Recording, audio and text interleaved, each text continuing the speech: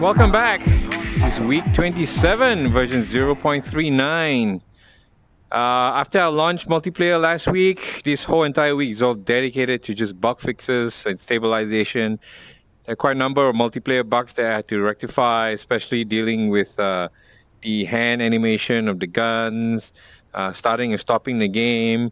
And for instance, you could add the shoot-off to the list of stages and matches that you shoot, but then you couldn't transition from this shoot-off to any other stage, so I removed that capability now. So multiplayer-only stages will stand alone. You can't add them to a list yet. Hopefully in the future I can fix that.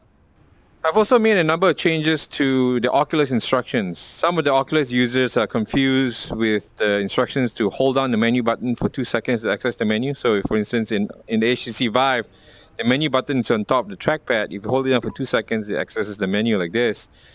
In the Oculus Rift, the menu button is a different button. It's actually mapped to the B button.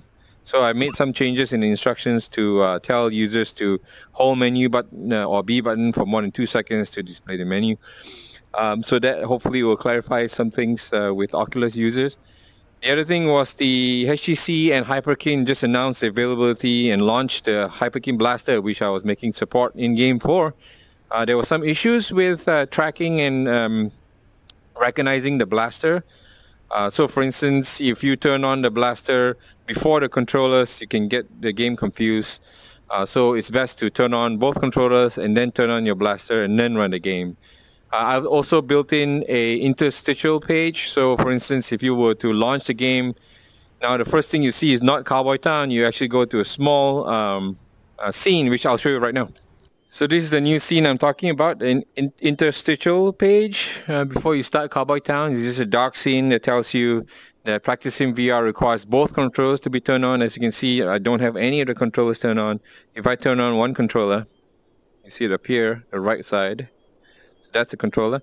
You still don't have the other controller, so you can't start the game. But if you turn on both controllers, and once you recognize both controllers, you can then press the red button to continue.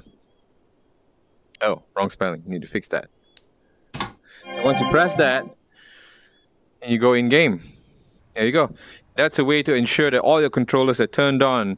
There are a number of players who are new to the game who didn't know that they have to turn on both controllers before you start the game, so I made that happen. So now all new players will be able to come in here without having issues, hopefully.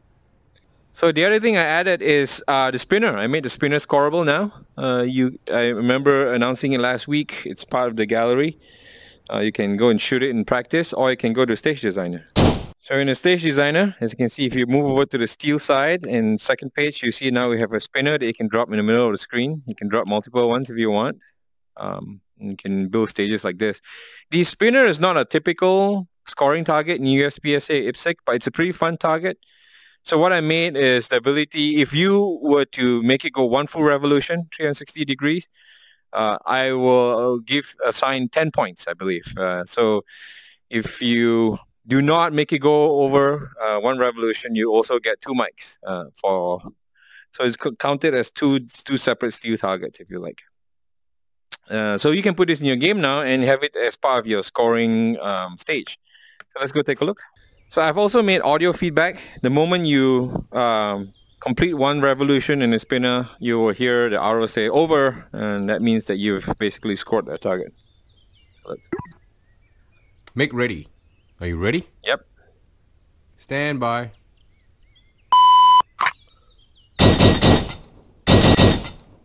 Over. Over. There we go. Over. Over. Over. There we go. Typically, you just need 3 shots to the top, 3 in the bottom, or 4, depending on the type of gun you're using, to make it go over.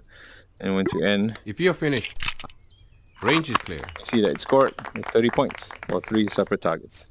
So there you go, spinner. Let's head back to the main menu. Okay.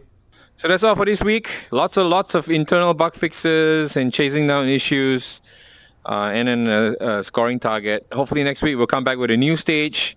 So for this week, feel free to continue playing multiplayer. I've seen some players join up in the multiplayer list to play some of these games, which is pretty fun to see.